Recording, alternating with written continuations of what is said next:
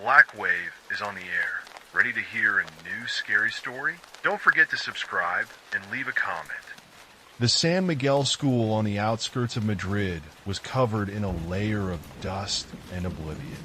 A huge building with boarded-up windows and cracked walls towered like a ghost over the faded plaza. Once this place had been bustling with life. The ringing of bells, children's laughter, and teachers' whispers. Now it was preparing for the last stage of its history demolition. For Lucia, a lonely middle-aged woman, working as a cleaner in this place was more of a necessity than a choice. After a long job search, she was offered night shifts to save on electricity, she was told. She accepted the offer, hoping the empty school would be just another chore. But it was clear from day one that something was wrong here. Lucia's footsteps rumbled down the hallway as she pushed a cart of cleaning supplies. The light from the lamps that had been attached to the ceiling gave off a shaky glow. The smell of old wood and mold lingered in the air. She stopped in front of a door with peeling paint that still had a sign on it. The principal's office. Opening the door, Lucia froze. The office looked as if the principal had left it yesterday. There was an open book on the desk, a cup with dried coffee stains on it, and an old inkwell next to it. A strange sensation, however, made her hold her gaze. There was something else on the table, a small plaque with an inscription on it. For Lucia, her heart sank. It can't be, she whispered. She reached out her hand, but the plaque was gone. Only a thin strip of dust remained in its place. In the hallway, Lucia continued her work, trying to convince herself that it was all her fatigue and imagination. But the memory of the plaque calling her by name kept her on her toes. On the second floor, the school began to reveal itself in a new way. The floors were strewn with sheets of old notebooks, scraps of maps, and yellowed photographs. Lucia noticed one image among them. A group of children standing in front of the school and a young woman with a warm smile. Under the photo was written, 1985, Senora Marina's class. Lucia shuddered. The photo seemed alive, the eyes of the children seemed to follow her, and even the woman's smile faded into an expression of alarm. By midnight, Lucia reached the gym. The massive gym, once filled with the sounds of footsteps and shouting, was now drowning in silence. The light bulbs under the high ceiling flickered. She barely had time to turn on the vacuum cleaner before she heard a sound. A light, muffled ringing. It's definitely not a bell, she said to herself, turning around. The sound was repeated. It was coming from the locker room. Lucia overcame her fear and opened the door. The room was small, with peeling lockers and a mirror covered in dirt. Suddenly the lights began to flicker and then went out. Something white, almost glowing, flashed in the mirror. She shrieked and stepped back. The lights came back on, but the mirror was now cracked. Words appeared on the surface, written, it seemed, from within, "Help us." The next morning, Lucia told her foreman about the incident, but he only grinned. "Forget about it. It's just an old building. The walls are cracking, the lights are flickering, the mirror is cracked." "It's all right," he said, not looking her in the eye. But Lucia knew it wasn't. Her shift continued, and each day the oddities multiplied.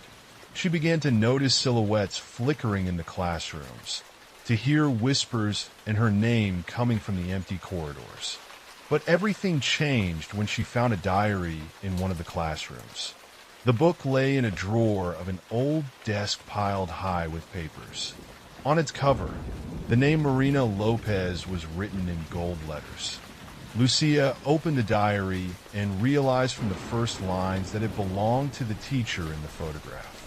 The last entries, made in 1985, were disturbing. They were screaming again at night. "I saw lights in the gymnasium, but am afraid to go in there. The principal says it's the kids prancing, but something is wrong here. Their eyes. Sometimes I feel like they're looking right through me. Lucia turned the pages faster and faster until she reached the last entry. I must protect them. Today I will see the principal and find out the truth. If anyone finds this diary, it means I'm gone. Please help the children. Their voices must not disappear. At that moment, the lights in the classroom went out and children's laughter could be heard outside the window. The next night, Lucia came in for her shift earlier than usual. The anxiety caused by Marina's diary and the strange things she had seen did not leave her. She felt that the more time she spent at school, the more she was being sucked into the depths of something dark and inexplicable. As soon as she stepped on the threshold of the building, she heard a bell ringing, but not like the ones in modern schools. It was a muffled sound, as if it came from the distant past and echoed through the empty corridors. Lucia froze, then walked in the direction of the sound. The bell led her to a classroom on the third floor. It was an old science classroom. Faded posters of human skeletons and plants hung on the walls and yellowed labels on the tables. On the chalkboard, covered in a layer of dust, someone had recently written in chalk, "You have to help them." Her heart pounded harder. The room was cold, though the heating was supposed to be working. "Who's here?" she asked, looking around. Suddenly, something rustled on the table. It was a photograph that had fallen out of an old book. The picture showed the children standing in the same office. Their faces looked tense, as if they knew they were being watched. In the background stood the same woman, Marina, but her expression was completely different now.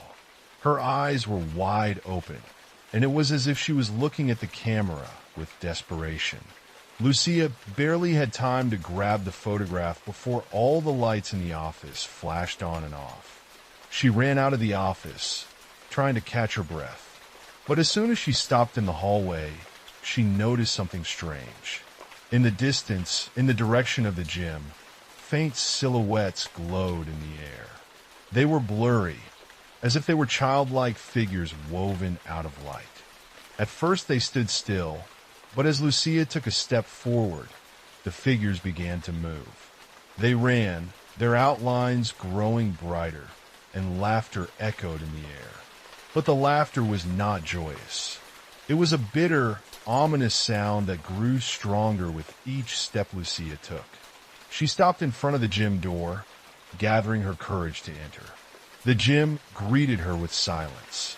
But this time it wasn't an empty room like the night before. In the center of the gym were chairs arranged in a circle. Old school uniforms were hung from them. Among the uniforms, Lucia noticed another doll that someone had obviously placed on a chair.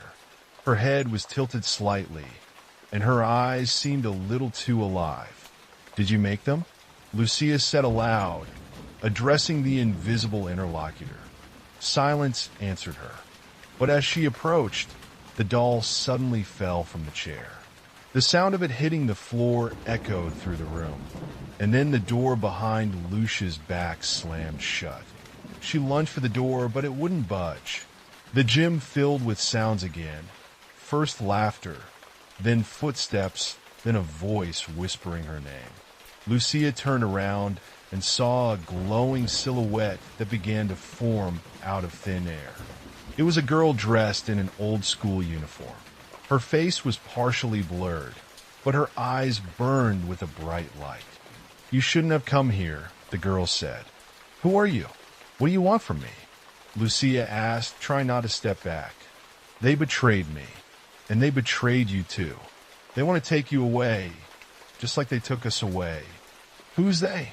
The girl raised her hand, pointing at the doll.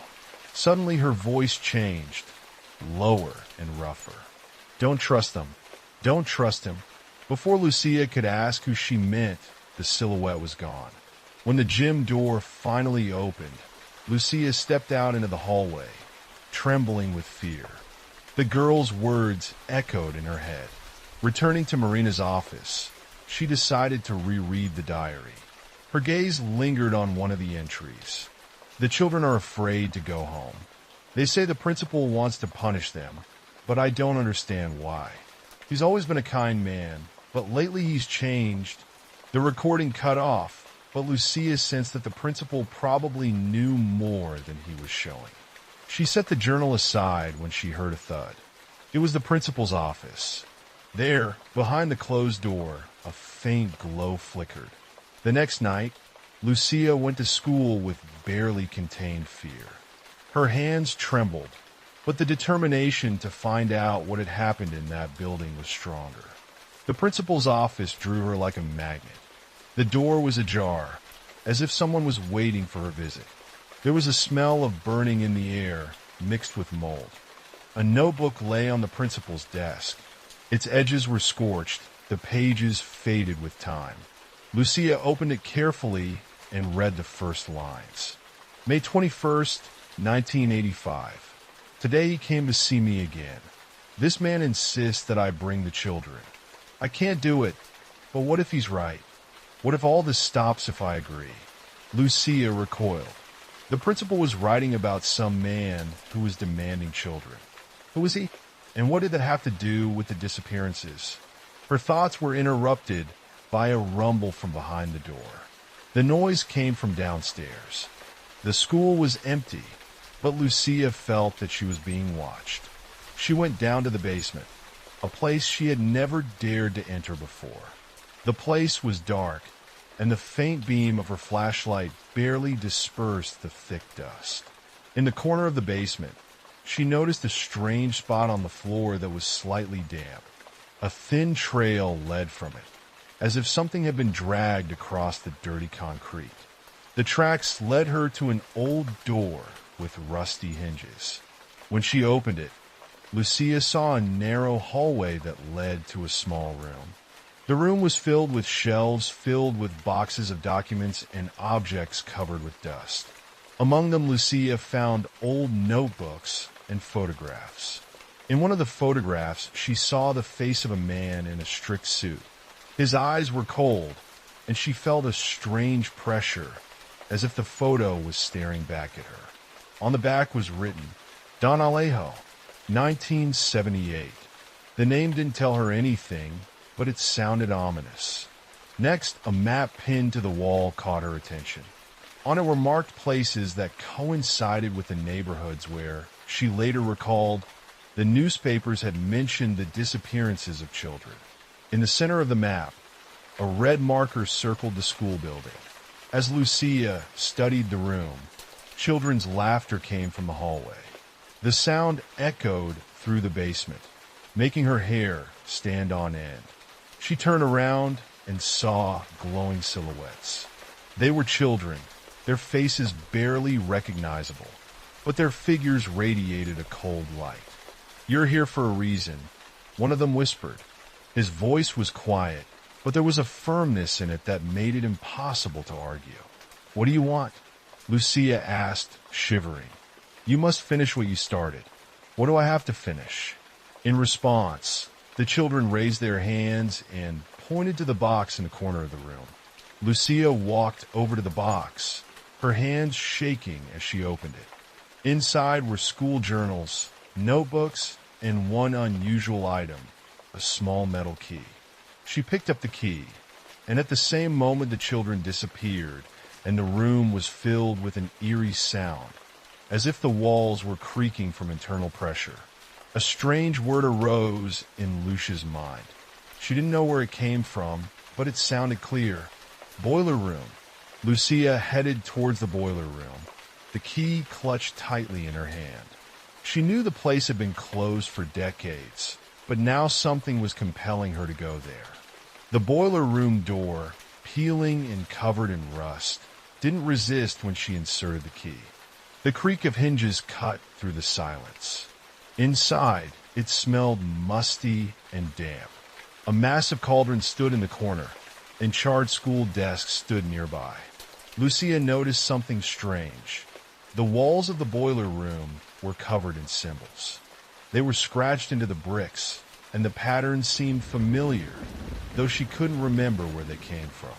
Suddenly, one of the lights flickered, and a shadow appeared on the floor in front of her. It was the shadow of a man who was standing right behind her. She turned around, but there was no one there. On the floor of the boiler room, she found another diary. Its pages were almost completely burned, but she could make out the words on one of them. They promised me protection. They said the children were the sacrifice that would save us all. But now I see their faces every night. They won't forgive me. Underneath the entry was a signature, Alejo M. At that moment, the boiler room door slammed shut, and there was a rumbling sound from the boiler, as if something inside was trying to get out. Lucia heard a whisper, "You know who he is? Find him." After the events in the boiler room, Lucia felt she was on edge.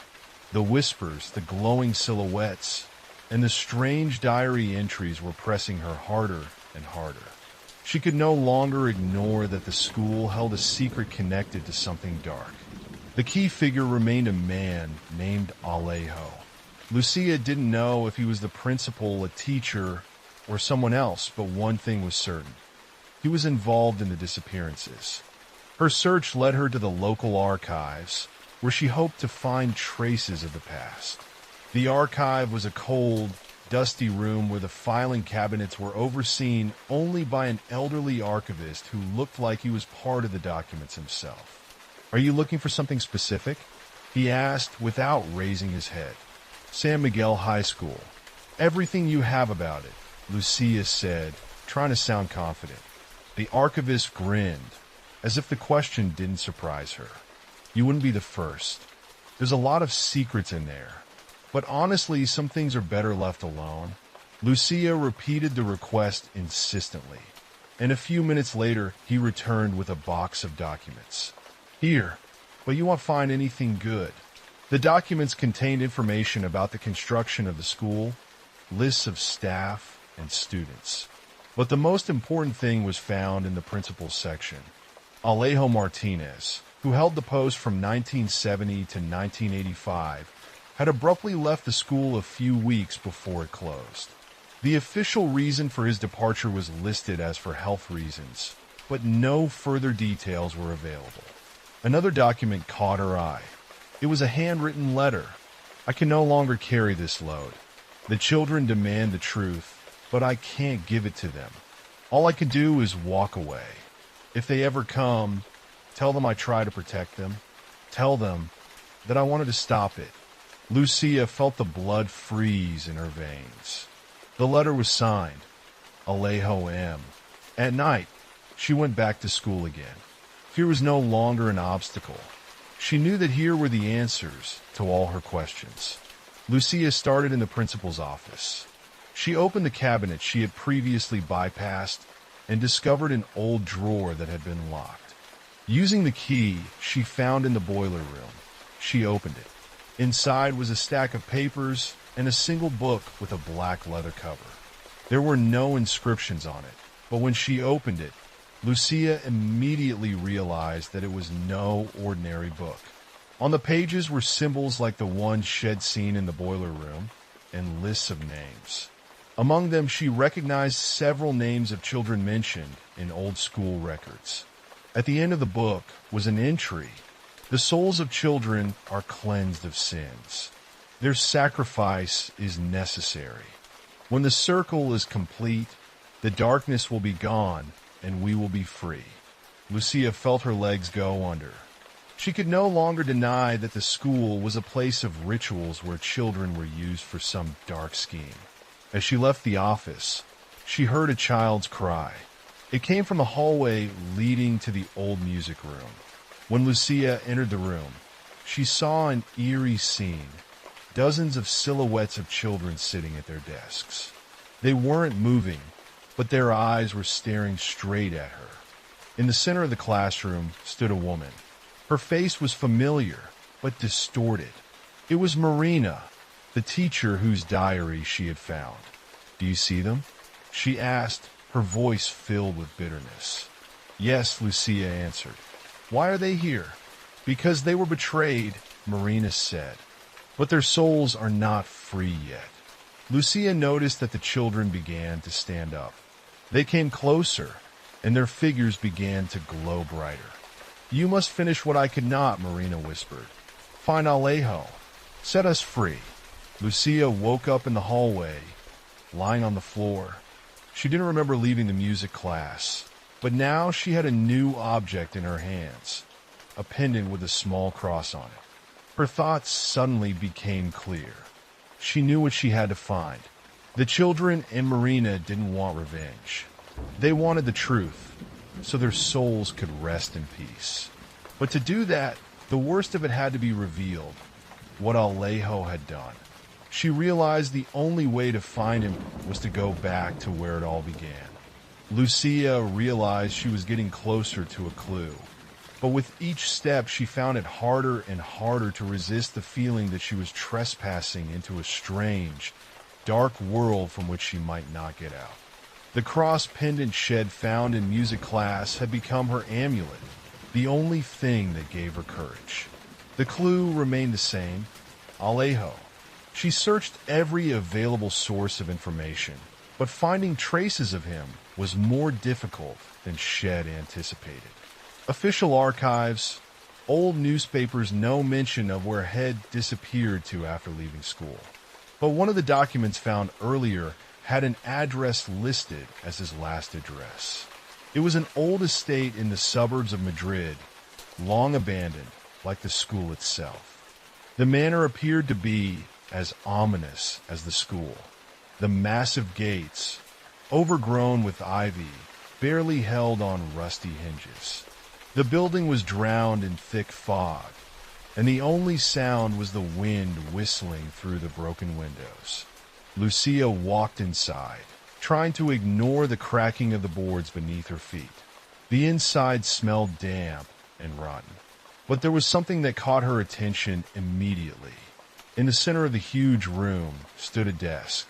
There were papers on it, covered in a thick layer of dust, but among them was an envelope, as if recently left behind. Her name was written on it. Lucia's hands trembled as she opened the envelope. Inside was a note. If you're reading this, it means you found me. They are still here. I hear them every night. Please don't let them take you away like they took me away. Forgive me for everything I've done. The signature was familiar. Alejo Martinez. Something else caught her attention. A small key attached to the letter. The number 5 was engraved on it. Lucia looked around and noticed a staircase leading downward. The fog seemed to grow denser, and the air grew colder. The basement of the manor appeared even more ominous. The narrow corridors were lined with damp stone, and the walls were covered with mold stains. Lucia walked by feel until she saw a metal door with the number 5 on it. The key fit perfectly. The door creaked open, revealing a room that looked like an old chapel. There was an altar in the center of the room, and bones arranged around it. On the altar lay the same black book whose pages she had seen at school. Now there was another note attached to it. They made me do it. The children, their souls, the price of salvation. But I tried to stop it. I tried. Now it's up to you. Lucia realized. Alejo was not only a doer, but also a victim. Something greater, something stronger than him, was running the school and its students. Walking back, Lucia heard a voice. You're not going to change anything. She froze. A dark figure stood before her. Her face was indistinguishable, but a powerful energy emanated from her. Who are you? She asked, trying to hide her fear. You know who I am. I'm the one behind all this. Alejo was just a pawn. You will be too. The figure disappeared, but its words remained in Lucia's mind.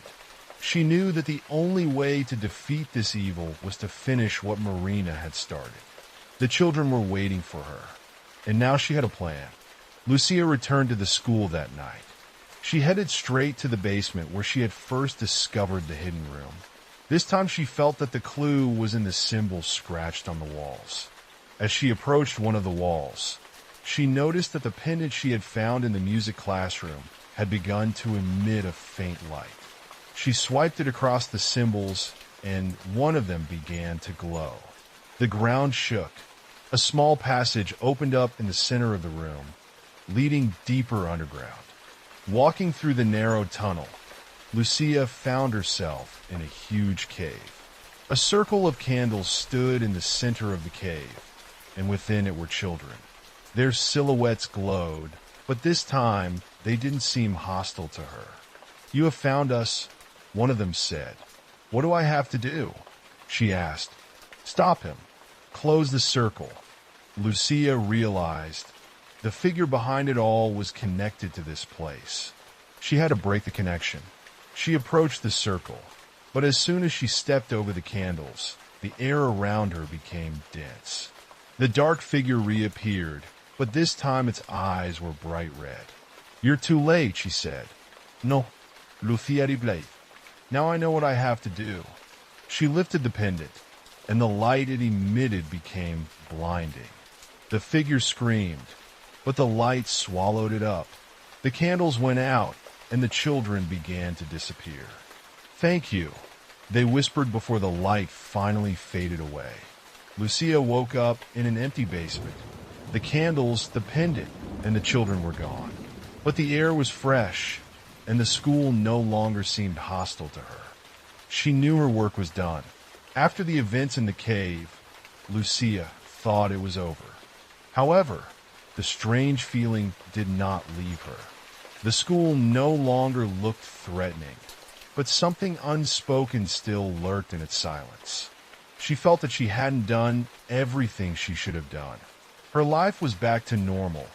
Morning coffee, cleaning other buildings, nightly walks through the empty streets. But at night, Lucia was plagued by dreams. She dreamed of the school, but no longer abandoned, but alive. Corridors full of life, children's laughter, the melodies of the piano in the music class. In every dream, however, the same figure was present, the woman she knew as Marina. "You haven't finished everything," she repeated, standing at the end of the long corridor. On the fourth night after the events in the cave, Lucia went to school again. She was drawn there like a magnet. She took her flashlight, the pendant she had found earlier, and Marina's diary, which she carried with her as if it would protect her. The school greeted her with an unaccustomed silence. She walked through the corridors, which now seemed empty and faded, as if even time had left the place. But when she reached the principal's office, the door was ajar again. Inside the office stood Marina. Her glowing silhouette looked more real than before. "You're back," she said, smiling. "I thought it was over," Lucia replied. "No," Marina said. "You freed them, but you left one soul who needs peace." "Whose?" Marina pointed to the director's desk. Lucia walked over and saw Alejo's picture there. Her face darkened. He was a monster. He sacrificed children for his rituals, she said. He was a victim, like them, Marina objected. He was coerced. He was manipulated. He became a prisoner of that curse himself. Lucia clutched the pendant, remembering Alejo's last words from the note found in the manor. "Please don't let them take you away like they took me away." "What am I supposed to do?" she asked. "Find him and let him go," Marina answered. Lucia followed Marina. She led her through the school until she stopped in front of a locked door at the very end of the basement. Marina nodded, and Lucia inserted the key she still carried with her. The door opened, exposing a small room with a chair in the center of it. In the chair sat a man. His head was down and his hands were bound with ropes, but despite the musty air, his body didn't look decomposed. "Alejo?" Lucia whispered. The figure lifted its head. The man's eyes were empty, dead, but there was desperation in them. "Did you come for me?" he asked. "Yes. You deserve peace," Lucia answered, though her voice trembled. Alejo grinned. "Peace? You don't understand. This place keeps me here. It feeds on my guilt. If I leave, it will find someone else." Lucia remembered the pendant. She held it in her hand. feeling its warm energy. "This place won't hurt anyone else," she said. She moved closer and placed the pendant against Alejo's chest. His body began to tremble and his eyes filled with tears. "Thank you," he whispered. Suddenly his figure vanished into thin air, leaving behind only the faint smell of smoke. The room began to crumble. The walls shook, plaster fell from the ceiling. Lucia ran outside, making it out of the basement before the entrance collapsed completely. She stood in the hallway, feeling strangely calm. The school was as quiet as ever, but now that silence no longer seemed threatening. The next morning, Lucia returned to her normal life. But on her nightstand lay Marina's diary. Opening it, she saw the last entry, which had not been there before. "Thank you, Lucia. We are all free now. The last class is over.